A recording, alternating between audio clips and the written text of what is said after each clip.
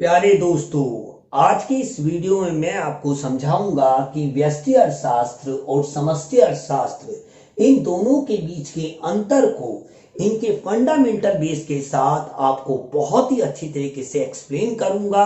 बस सिर्फ आपसे रिक्वेस्ट है कि वीडियो आप पूरा अंत तक जरूर देखें। तो चलिए बिना टाइम जाया किए हम सबसे पहले ये समझते हैं कि आखिर व्यष्टि अर्थशास्त्र और समष्टि अर्थशास्त्र के अंतर को समझने के लिए सबसे पहले हमें यह समझना पड़ेगा कि आखिर अर्थशास्त्र क्या होता है। तो देखिए, अर्थशास्त्र की अगर हम बात करें सबसे पहले कि भाई अर्थशास्त्र क्या होता है। भाई अर्थशास्त्र को मैंने इससे पहले भी पार्ट में समझा रखा है। अगर आपने इससे पहले के वीडियोस नहीं देखे हैं सीरीज के, तो आई बटन पे और डिस्क्रिप्शन में दोनों जगह पे आपको लिंक मिलेगा। आप पहले वो तीनों पार्ट देखने के बाद इसको देखेंगे तो आपको ज्यादा समझ में आएगा। तो सबसे पहले हम समझते हैं कि आखिर अर्थशास्त्र क्या होता है। अगर मैं बहुत ही सरल शब्दों में कहूं कि अर्थशास्त्र क्या है, तो अर्थ का मतलब है आर्थिक क्रिया। अब भाई आर्थिक क्रिया है, अर्थ का मतलब क्रिया, आर्थिक क्रिया या आर्थिक क्रियाएं, ठीक है, जिसे इंग्लिश में इकोनॉमिक एक्टिविटी कहते हैं। शास्त्र का मतलब क्या है? शास्त्र का मतलब होता है विज्ञान। तो हम सरल शब्दों में कह सकते हैं कि अर्थशास्त्र आर्थिक क्रियाओं का विज्ञान है। बहुत ही सिंपल। तो सबसे पहले मैं आपको यह समझाना चाहता हूं कि आर्थिक क्रिया को समझाने से पहले नंबर 1 पे कि क्रिया क्या होती है।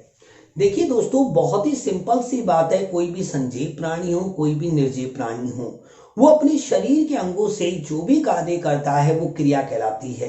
जैसे फॉर एग्जांपल, मैं आंखों से देख रहा हूं, मुंह से बोल रहा हूं, कानों से सुन रहा हूं।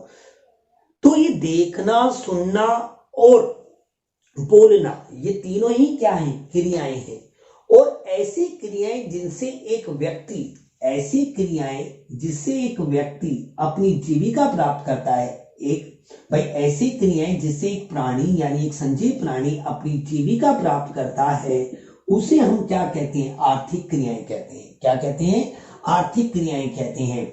लीववुड, जिसे लाइववुड कहते हैं, बहुत ही इंपॉर्टेंट है ये जीविका। तो ऐसी सभी क्रियाओं को आर्थिक क्रियाएं कहते हैं। ऐसी सभी क्रियाओं को आर्थिक क्रियाएं कहते हैं जिससे एक देश की अर्थव्यवस्था में एक देश का नागरिक अपने जीवन यापन के लिए जीविका प्राप्त करता है। तो आई होप ये बात आपको समझ में आ गई है। अब जरा देखिए, मैंने पहले नंबर पे आपको समझाया कि क्रिया क्या होती है, दूसरे नंबर पे आपको समझाया कि आर्थिक क्रिया क्या होती है। इन्हीं आर्थिक क्रियाओं के कारण एक देश की अर्थव्यवस्था में, अर्थव्यवस्था क्या होती है थोड़ा सा ये भी आपको समझा देता हूं। अब देखिए, अर्थव्यवस्था मैं ये क्यों समझा रहा हूं, रीजन है दोस्तों, तभी आप इसके अर्थ को बेहतर तरीके से समझ पाएंगे। क्योंकि आप जानते हैं कि विक्की की पाठशाला आपको केवल इकोनॉमिक्स पढ़ाती नहीं है, रटवाती नहीं है, बल्कि आपको समझाती है। और अगर आप मेरे द्वारा अच्छी तरीके से समझ पाते हैं तो दोस्तों वीडियो को लाइक करके, कमेंट करके मुझे जरूर बताएं कि आपको मेरे वीडियो समझ में आते हैं या नहीं आते हैं, और आप चाहते हैं कि क्या मैं आपको ऐसे ही डिटेल में समझाऊं। अगर आप चाहते हैं तो कमेंट में जरूर अपने नाम के साथ कमेंट करें। नेक्स्ट वीडियो में मैं आपका नाम लूंगा और मैं आपके बारे में बात करूंगा। तो चलिए स्टार्ट करते हैं। सबसे पहले हम यहाँ पे फिर दोबारा आ गए अर्थ। जैसे यहाँ पे अर्थ था, यहाँ पे भी अर्थ है, और इसी अर्थ का मतलब क्या है? आर्थिक क्रिया। अब भाई आर्थिक क्रिया यानी क्रियाएं, सिंपल सी बात। किसी भी क्षेत्र की आर्थिक क्रियाओं में, यानी कोई भी क्षेत्र है, कोई भी क्षेत्र हो, भले वो एक गांव हो, भले वो एक नगर हो, एक कस्बा हो, एक जिला हो, एक देश हो, एक राज्य हो, या पूरा विश्व हो, उसमें आर्थिक क्रियाओं की व्यवस्था करने को ही अर्थव्यवस्था कहते हैं। भारतीय अर्थव्यवस्था जब मैं कहता हूं तो भारतीय अर्थव्यवस्था का मतलब होता है कि भारत में जितनी भी आर्थिक क्रियाएं हैं उनकी प्रगति क्या है और उनका स्तर कैसा है, ये हमें कौन बताएगा? भारतीय अर्थव्यवस्था बताएगी। बहुत ही सिंपल है। अर्थव्यवस्था क्या है? बहुत ही सिंपल, 2 वर्ड में तोड़ा। अर्थ का मतलब आर्थिक क्रिया और व्यवस्था का मतलब व्यवस्था। सिंपल सी बात, जो कि आर्थिक क्रियाओं की 2 चीजें बताती हैं। एक तो उसकी प्रकृति बताती है, यानी उसके नेचर को बताती है, और दूसरा उसके स्तर को बताती है। सिंपल सी बात, ठीक है। तो आपको मैंने नंबर 1 पे समझाया कि अर्थशास्त्र क्या है। अर्थशास्त्र आर्थिक क्रियाओं का विज्ञान है। अर्थव्यवस्था क्या है? आर्थिक क्रियाओं की व्यवस्था करने को ही अर्थव्यवस्था कहते हैं। बहुत ही सिंपल, यहां तक आपको समझ में आई।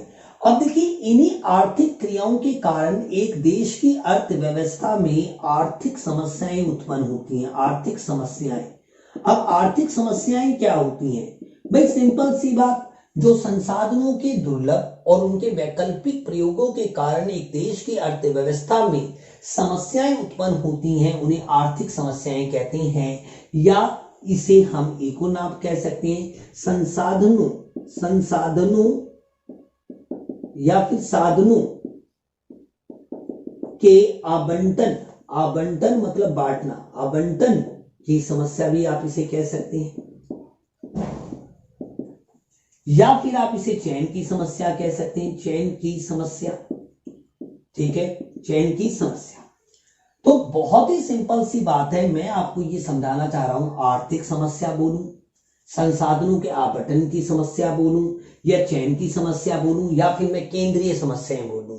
यानी मैं आर्थिक समस्या बोलूं इन्हें, या फिर मैं इसे आर्थिक मुद्दे कहूं। आर्थिक मुद्दे कहूं यानी किसी भी देश के आर्थिक मुद्दे जो होते हैं, जो पैसे से वहां उस देश के संसाधनों से जुड़े हुए होते हैं, उन्हें हम आर्थिक मुद्दे कहते हैं। तो सिंपल सी बात है दोस्तों, व्यष्टि अर्थशास्त्र हो या समष्टि अर्थशास्त्र हो, दोनों में ही आर्थिक समस्याओं का अध्ययन किया जाता है। संसाधनों के आवंटन की समस्या का अध्ययन किया जाता है और चयन की समस्या को सुलझाने का प्रयत्न किया जाता है। तो आपको ये चीज तो मैंने समझा दी। ठीक है, अब मैं क्या समझाना चाहता हूं, अभी धीरे आपको समझ में आ जाएगा। तीसरे नंबर पे आप ये समझिए कि ये जो व्यष्टि अर्थशास्त्र है, व्यष्टि अर्थशास्त्र, अब देखिए व्यष्टि अर्थशास्त्र को अगर आप ध्यान से देखेंगे तो वह या का मतलब है यहाँ पे व्यक्तिगत और सठ इसका मतलब है स्तर, और फिर अर्थ का मतलब तो क्या है? आर्थिक क्रिया है। आप जानते हैं आर्थिक क्रियाएं या आर्थिक क्रियाओं से संबंधित आर्थिक समस्याएं, और शास्त्र का मतलब है विज्ञान, तो बहुत ही सिंपल सी बात है दोस्तों, आप ये समझिए कि अर्थशास्त्र में आर्थिक समस्याओं का अध्ययन किया जाता है, परंतु जब वो आर्थिक समस्याओं का अध्ययन व्यक्तिगत स्तर पर किया जाता है, इस पे किया जाता है व्यक्तिगत स्तर पर, यानी एक उपभोक्ता के स्तर पर, एक उत्पादक के स्तर पर, या फिर एक समाज के स्तर पर, यानी एक बाजार के स्तर पर किया जाता है, तो उसे हम व्यष्टि अर्थशास्त्र कहते हैं। तो देखिए आप समझिए ना, अर्थशास्त्र में आर्थिक समस्याओं का अध्ययन किया जाता है, पर जब हम व्यक्तिगत स्तर पे कहेंगे तो व्यष्टि अर्थशास्त्र, और जब हम संपूर्ण अर्थव्यवस्था के स्तर पे कहेंगे तो समष्टि अर्थशास्त्र। अब देखिए चौथा पॉइंट, ये नोट कर लें क्योंकि ये आपको किसी बुक में नहीं मिलेगा, ये मैंने अपने एक्सपीरियंस से आपके लिए समझाने के लिए विद्यार्थियों को बनाया है। अब देखिए समष्टि अर्थशास्त्र, समष्टि अर्थशास्त्र में आपका पहले पृष्ठभूमि बना रहा हूं ताकि आपको बेहतर तरीके से समझा सकूं। तो देखिए सम का मतलब है संपूर्ण अर्थव्यवस्था,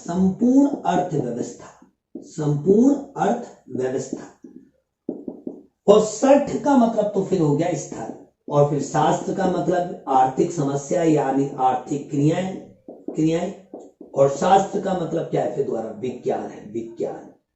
तो बहुत ही ज्यादा सिंपल सी बात है। देखिए संपूर्ण अर्थव्यवस्था के स्तर पर, अब संपूर्ण अर्थव्यवस्था के स्तर पर मतलब क्या हो गया कि उपभोक्ता, उत्पादक और समाज तीनों को सम्मिलित रूप से जब हम इनकी आर्थिक समस्याओं का अध्ययन करते हैं और उनका समाधान ढूंढकर आर्थिक समृद्धि दर और आर्थिक विकास को बढ़ाने की कोशिश की जाती है, तो उसे ही हम कहते हैं समष्टि अर्थशास्त्र। तो मैं ब्रीफ में अगर आपको एक बात समझाऊं तो देखिए दोस्तों, आप इतना समझ सकते हैं कि अर्थशास्त्र में आर्थिक समस्याओं का अध्ययन किया जाता है। सिंपल सी बात। अब आर्थिक समस्याएं क्या होती हैं? जो आर्थिक क्रियाओं से संबंधित होती हैं, आर्थिक क्रियाओं से जुड़ी हुई होती हैं, यानी आर्थिक क्रियाओं के कारण ही जो एक देश की अर्थव्यवस्था में समस्याएं उत्पन्न होती हैं, उन्हें आर्थिक समस्याएं कहते हैं। आर्थिक समस्याएं क्यों उत्पन्न होती है? उसके दो कारण हैं, क्योंकि हमारे संसाधन सीमित है और उनका वैकल्पिक प्रयोग है। ठीक है, बहुत ही सिंपल, जिसके कारण चयन की समस्या उत्पन्न होती है। दोस्तों अगर हम अर्थशास्त्र में आर्थिक मुद्दों का अध्ययन करते हैं, आर्थिक समस्याओं का अध्ययन करते हैं, और अगर वो आर्थिक समस्याएं एक उपभोक्ता के स्तर पर, एक उत्पादक के स्तर पर और एक बाजार के स्तर पर हो, यानी व्यक्तिगत स्तर पे हो, तो व्यष्टि अर्थशास्त्र है। और यदि एक उपभोक्ता नहीं सभी उपभोक्ता, एक उत्पादक नहीं सभी उत्पादक, एक बाजार नहीं सारे बाजार, सबको सम्मिलित रूप से पूरी अर्थव्यवस्था के स्तर पे जब हम आर्थिक समस्याओं का अध्ययन करते हैं तो वो समष्टि अर्थशास्त्र कहलाता है। देखा दोस्तों कितना इजी है अर्थशास्त्र को समझना। आई होप आपको इतनी बात क्लियर हो गई है। अगर आपको इतनी बात समझ में आई है तो प्लीज वीडियो को लाइक जरूर करें, क्योंकि आपका एक लाइक, एक शेयर, एक सब्सक्राइब मुझे मोटिवेट करता है दोस्तों आपके लिए मेहनत करने के लिए। तो वीडियो पे मैंने टारगेट रखा है कि आप कम से कम इस पे एक हफ्ते में 500 लाइक कर दीजिए, तो मैं आपके लिए ये जो सीरीज बना रहा हूं, आप ये मान लीजिए 15-20 दिन या एक महीने के अंदर अंदर मैं कंप्लीट करा दूंगा। ये मैं आपको लालच नहीं दे रहा हूं दोस्तों, बस सिर्फ ये कह रहा हूं कि मैं आपके लिए अगर मेहनत कर रहा हूं तो आप मुझे एक लाइक, एक शेयर और एक सब्सक्राइब तो दे ही सकते हैं, शेयर तो कर ही सकते हैं, इतना तो बनता है। तो देखिए हमने अभी बेसिक कॉन्सेप्ट समझ लिया कि भाई अर्थशास्त्र क्या है, व्यष्टि अर्थशास्त्र क्या है, समष्टि अर्थशास्त्र क्या है और अर्थव्यवस्था क्या है। अब मैं इसके अंतर को एक बहुत अच्छे तरीके से मैं बताने की कोशिश करता हूं। यहां पे आप लिखेंगे अंतर का आधार, यहां आप लिखेंगे अंतर का आधार, ठीक है। फिर आप यहां लिखेंगे व्यष्टि अर्थशास्त्र, व्यष्टि अर्थशास्त्र, ठीक है, व्यष्टि अर्थशास्त्र।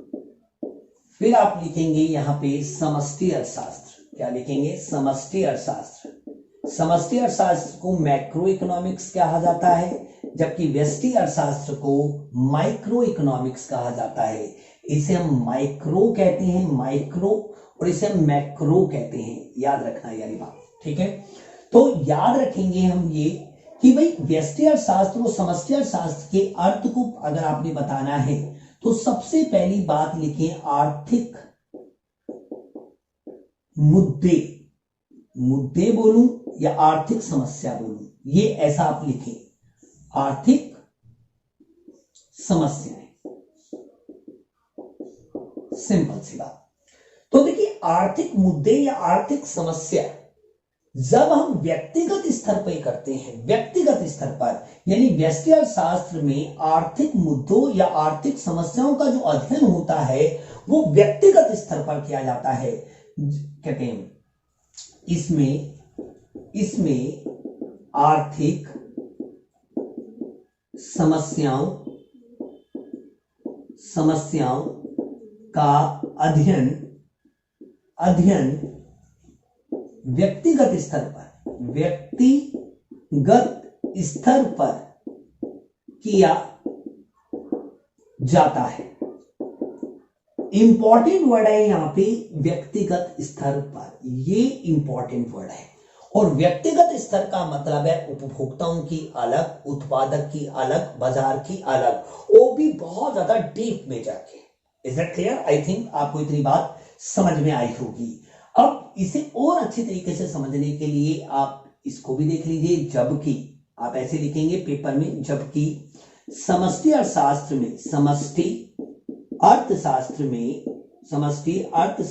में आर्थिक समस्याओं का अध्ययन संपूर्ण अर्थव्यवस्था के स्तर पर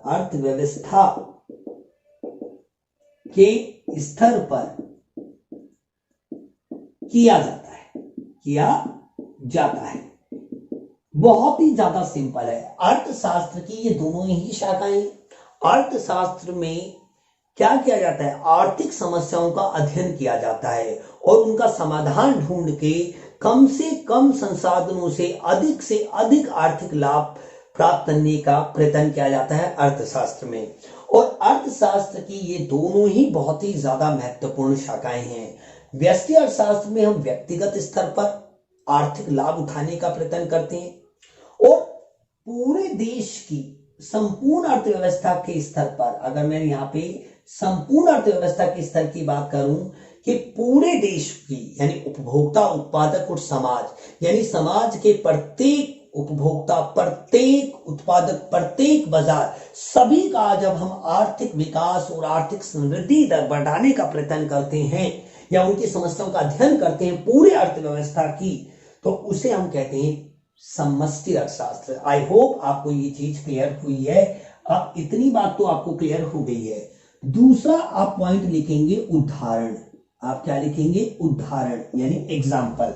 तो इसका एग्जाम्पल जैसे कि मैं आपको एक एग्जाम्पल दूं, जैसे कि एक उपभोक्ता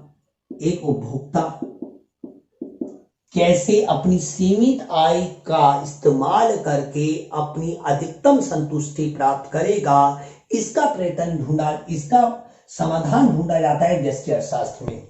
व्यष्टि अर्थशास्त्र में आप देखेंगे कि जो सेकंड यूनिट है वो उपभोक्ता तथा उसका व्यवहार है। उपभोक्ता तथा उसका व्यवहार का मतलब है कि किस प्रकार एक उपभोक्ता अपनी सीमित आय का प्रयोग करे जिससे उसे अधिकतम संतुष्टि प्राप्त हो। इसी सारे प्रश्नों का उत्तर देता है कौन? व्यष्टि अर्थशास्त्र। दोस्तों मैं आपको बहुत अच्छा समझाऊंगा। दूसरा देखिए, एक उत्पादक मतलब एक उत्पादक कैसे अपनी सीमित साधनों व संसाधनों का प्रयोग करके अधिकतम लाभ प्राप्त कर सके, ये भी हम अध्ययन करते हैं किसमें? व्यष्टि अर्थशास्त्र में। आप देखेंगे तो आपको पता लगेगा कि पहली यूनिट है अर्थशास्त्र का सामान्य परिचय, दूसरी यूनिट है उपभोक्ता तथा उसका व्यवहार और तीसरी यूनिट है उत्पादक तथा उसका व्यवहार, जिसमें हम उत्पादक की समस्याओं का समाधान करने का प्रयत्न करते हैं। तीसरा होता है एक बाजार जैसे कि एकाधिकारी बाजार, एकाधिकारी प्रतियोगिता बाजार, अल्प अधिकार या पूर्ण प्रतियोगिता बाजार। इसमें कैसे वस्तु या फिर श्रम की कीमत का निर्धारण किया जाए, इसका भी समाधान ढूंढने का प्रयत्न किया जाता है किसमें? व्यष्टि अर्थशास्त्र में। तो दोस्तों एक उपभोक्ता से संबंधित, एक उत्पादक से संबंधित, एक बाजार से संबंधित, इन तीनों के पास क्या है? संसाधन सीमित हैं और ये अपने सीमित संसाधनों का प्रयोग कैसे करके अपने आर्थिक लाभों को अधिक से अधिक कर पाए यानी अधिकतम कर पाए, ये सुनिश्चित करता है अर्थशास्त्र। आई थिंक आपको ये बात क्लियर हुई है। अगर मैं इसका उदाहरण दूं तो इसमें देखिए क्या बात करते हैं, इसमें हम स्टडी करते हैं समग्र मांग तथा समग्र पूर्ति। समग्र मांग व समग्र पूर्ति। समग्र का मतलब होता है समस्त मतलब सबकी, ठीक है। समग्र मांग यानी सबकी मांग, भले उसमें उपभोक्ता हो, भले उसमें उत्पादक हो, भले उसमें समाज हो, भले उसमें सरकार हो, सबके जो मांग की गई है उसे समग्र मांग कहते हैं या कुल मांग कहते हैं। समग्र पूर्ति का अध्ययन करते हैं, है ना। और क्या करते हैं हम? संतुलित उत्पादन कहां पे प्राप्त होगा, संतुलित आय कहां पे प्राप्त होगी, रोजगार का स्तर कहां पे प्राप्त होगा, इन्हीं का प्रयत्न करते हैं हम समष्टि अर्थशास्त्र में। देखिए संतुलित उत्पादन कहां पे प्राप्त हो रहा है, संतुलित आय कहां पे प्राप्त हो रही है, संतुलित रोजगार कहां पे प्राप्त हो रहा है, इसका ही तो अध्ययन करते हैं हम किसके अंतर्गत? समष्टि अर्थशास्त्र में। देखिए समष्टि और व्यष्टि अर्थशास्त्र में अंतर ही ये है कि ये एक की बात करता है, और ये अनेक की बात करता है। सिंपल सी बात, देखिए लॉजिक ही खत्म। ये एक पे फोकस करता है, ये ऑल पे फोकस करता है। क्लियर है? और दोनों में ही आर्थिक समस्याओं का अध्ययन किया जाता है। ये इन दोनों में क्या है? अंतर निर्भरता है, आप ऐसा कह सकते हैं। तो आपने देखा, और मैं एग्जांपल दूं, जैसे कि भाई स्फीतिक अंतराल होता है, स्फीतिक जिसे मंदी काल कहते हैं, स्फीतिक अंतराल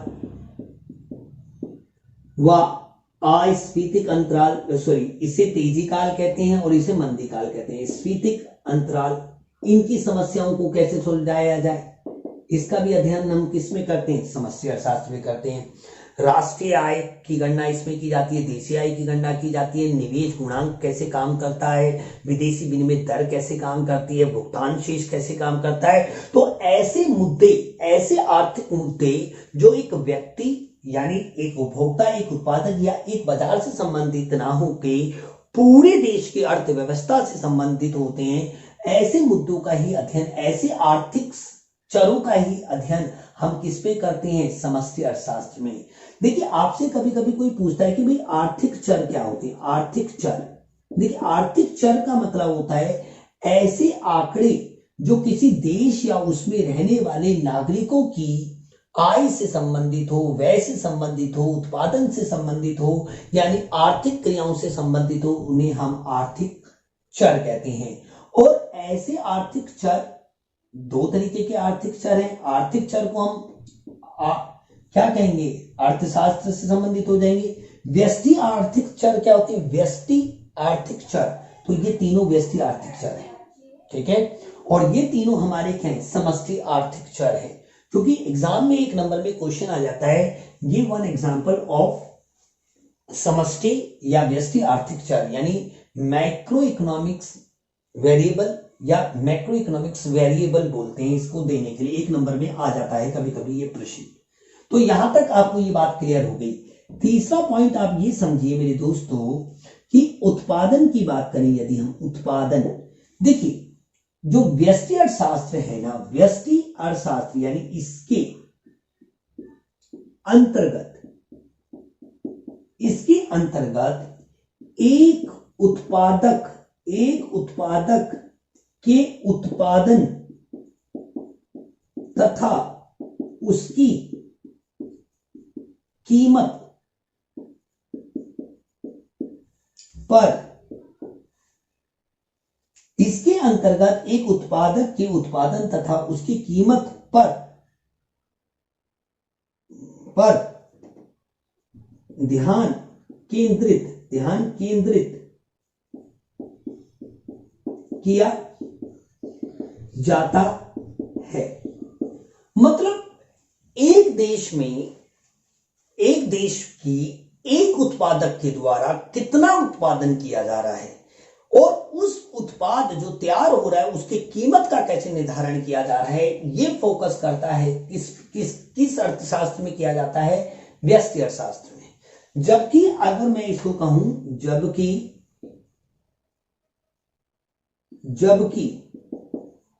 समष्टि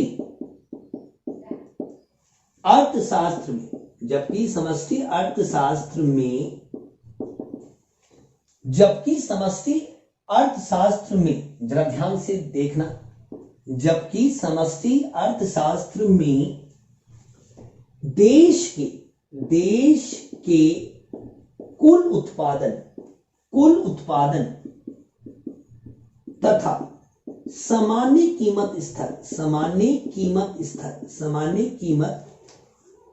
कीमत स्तर पर ध्यान केंद्रित किया जाता है, ध्यान केंद्रित किया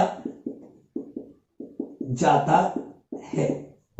देखिए दोस्तों, कोई भी देश की अर्थव्यवस्था हो, भले वो विकासशील अर्थव्यवस्था हो, विकसित अर्थव्यवस्था हो या अल्प विकसित अर्थव्यवस्था हो, सबसे महत्वपूर्ण आर्थिक क्रिया होती है उत्पादन यानी प्रोडक्शन।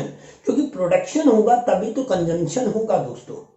आप जानते हैं, मैंने आपको पहले भी बता रखा है, मैं यहां लिखने की बात करता हूं, थोड़ा सा समझाता हूं। जैसे हाउस होल्ड सेक्टर होता है हमारा घरेलू क्षेत्र, और एक होता है हमारा उत्पादक क्षेत्र। घरेलू क्षेत्र क्या देता है, अपनी फैक्टर सर्विसेज देता है, यानी कारक सेवाएं देता है, जिन्हें उत्पादक क्षेत्र उत्पादन के कारकों की तरह इस्तेमाल करके विभिन्न प्रकार की वस्तुओं तथा सेवाओं का उत्पादन करते हैं, यानी प्रोडक्शन करते हैं। तो देखिए प्रोडक्शन होता है तो नेक्स्ट स्टेप में ये क्या देते हैं, इनको सैलरी देते हैं, फैक्टर इनकम देते हैं, और ये उसे कंजम्पशन पे पैसा खर्च करते हैं। तो जो कहानी स्टार्ट होती है वो प्रोडक्शन से ही स्टार्ट होती है। इसलिए कुल उत्पादन, जब पूरे देश में एक उत्पादक के उत्पादन और उसकी कीमत पे फोकस किया जाएगा तो वो व्यष्टि अर्थशास्त्र है। जबकि सभी उत्पादक और सामान्य कीमत पे फोकस किया जाएगा तो वो समष्टि अर्थशास्त्र है। कितना इजी है दोस्तों, इतना अच्छी तरीके से मैं आपको समझा रहा हूं, और आप चाहते हैं कि मैं ऐसे ही आपके लिए वीडियोस बनाता रहूं, तो प्लीज दोस्तों हिंदी मीडियम के विद्यार्थियों को ये वीडियो जरूर शेयर करें, और दोस्तों वीडियो को लाइक जरूर किया करें, क्योंकि आपके लाइक से ही मुझे मोटिवेशन मिलती है ऐसे वीडियोस बनाने के लिए। चौथी बात समझिए आप कि हमने ये समझ लिया कि भाई जब हम आर्थिक मुद्दों का अध्ययन व्यक्तिगत स्तर पे करते हैं तो वो व्यष्टि अर्थशास्त्र होते हैं, जब संपूर्ण अर्थव्यवस्था के स्तर पे करते हैं तो वो समष्टि अर्थशास्त्र करते हैं। ठीक है, बहुत ही सिंपल उदाहरण है, एक उपभोक्ता, एक उत्पादक, एक बाजार। इसमें समग्र मांग, समग्र पूर्ति, संतुलित उत्पादन, संतुलित आय, संतुलित रोजगार कैसे प्राप्त करना है, ये आर्थिक मुद्दे किसमें अध्ययन किए जाते हैं, समष्टि में। आपको बताया उत्पादन, ये एक के उत्पादन पे फोकस करता है और कीमत पर फोकस करता है। और यहाँ पे आता है हमारा सभी जितने भी उत्पादक क्षेत्र हैं उनके। अब मेन चलते हैं इनकी मान्यताएं। मान्यताएं क्या है? मान्यता यानी देखिए, ये अगर चीज आप लिख देते हैं 12th लेवल पे तो आप यकीन मानिए 12th ही नहीं, फर्स्ट ईयर हो, सेकंड ईयर, थर्ड ईयर, कोई भी लेवल हो, आप पहले व्यष्टि अर्थशास्त्र को डिफाइन करें, फिर उसके उदाहरण दें, फिर समष्टि अर्थशास्त्र को डिफाइन करें, उसके उदाहरण दें, फिर उसका अंतर लिखें और फिर ये टेबल बनाए तो आपको पूरे नंबर मिलेंगे। 6 के 6 में से 5 नंबर तो आपको मिलेंगे। मान्यता, अब मान्यता क्या है? देखिए, जब हम एक उत्पादक के द्वारा कितना उत्पादन किया जा रहा है, जब देखिए मैं अगर एक डायग्राम बनाऊं आपके लिए, मान लीजिए ये एक उत्पादक है और इसकी ये है एक फैक्ट्री, ये क्या है? इसकी एक फैक्ट्री है। ठीक है, यहाँ पे प्रोडक्शन चल रहा है। तो एक उपभोक्ता जब अपना उत्पादन करता है तो वो जितने भी देश के अलग अलग उत्पादक है, बहुत सारी फैक्ट्री है, उनके उत्पादन को वो क्या मान लेता है? कांस्टेंट मान लेता है। तो बहुत ही सिंपल सी बात है कि जब हम एक उत्पादक के उत्पादन की गणना करते हैं तो देश के सभी उत्पादकों के उत्पादन को हम स्थिर मान लेते हैं। अगर मैं इसको अलग तरीके से बताने की कोशिश करूं तो देखिए बहुत ही सिंपल सी बात है। देखिए, आप इसको ऐसे समझ लीजिए कि व्यष्टि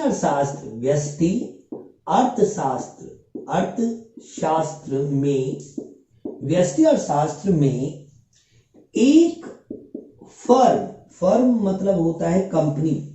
ठीक है, कहते हैं व्यष्टि अर्थशास्त्र में एक फर्म के उत्पादन की गणना, कहते हैं एक फर्म के उत्पादन की गणना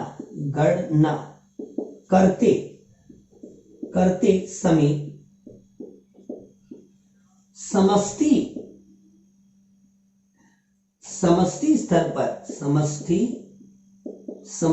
स्तर पर कुल उत्पादन को स्थिर माना जाता है। सिंपल सी बात है। दोनों, जब आप कभी भी किसी भी व्यष्टि आर्थिक चर का अध्ययन करेंगे तो समष्टि आर्थिक चर को आप स्थिर नहीं मानेंगे जब तक कोई नियम बनेगा ही नहीं। अगर आप एक उत्पादक के द्वारा कितना उत्पादन किया जा रहा है, उसके द्वारा उसकी कीमत का कैसे निर्धारण किया जा रहा है, तो आप संपूर्ण उत्पादन को स्थिर मानेंगे और सामान्य कीमत को भी आप स्थिर मानेंगे, तभी आप कुछ कर पाएंगे। नहीं तो दोनों वेरिएबल होगा तो कोई नियम ही नहीं बनेगा दोस्तों। ठीक ऐसा ही होता है इसमें समष्टि अर्थशास्त्र में। समष्टि स्तर पर जब किसी समष्टि आर्थिक चर का अध्ययन किया जाता है तो व्यष्टि आर्थिक चर को स्थिर माना जाता है। यानी मतलब क्या? जब आप देश में कुल उत्पादन की गणना करेंगे तो आप एक फर्म के द्वारा जो उत्पादन होता है उसे स्थिर मान लेते हैं। सिंपल सी बात। जब एक का करेंगे तो अनेक को स्थिर मानेंगे, जब अनेक का करेंगे तो एक को स्थिर मानेंगे। कुछ भी नहीं है दोस्तों इसके अंतर को समझना। देखिए, और अंतर मैं लिखूं, आर्थिक लाभ, जगह नहीं है, मैं थोड़ा सा ओरल बोल देता हूं। अगर आर्थिक लाभ की बात की जाए तो आर्थिक लाभ की बात करें तो व्यष्टि अर्थशास्त्र के अंतर्गत व्यक्तिगत आर्थिक लाभ पर ध्यान केंद्रित किया जाता है, जबकि समष्टि अर्थशास्त्र के अंतर्गत संपूर्ण या कहते हैं संपूर्ण आर्थिक लाभ की कोशिश की जाती है, यानी आर्थिक विकास बढ़े, आर्थिक विकास हो, यानी लोगों के जीवन स्तर में सुधार हो।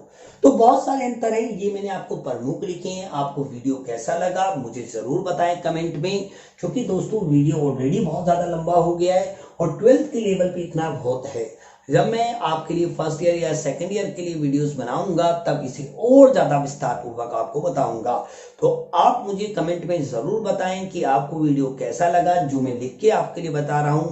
और अभी तक अगर आप इस वीडियो में, तो मैं तहे दिल से आपका आभारी हूं। ऐसे ही विक्की की पाठशाला को सपोर्ट करते रहें। मिलते हैं दोस्तों अगले वीडियो में। जय हिंद, जय भारत।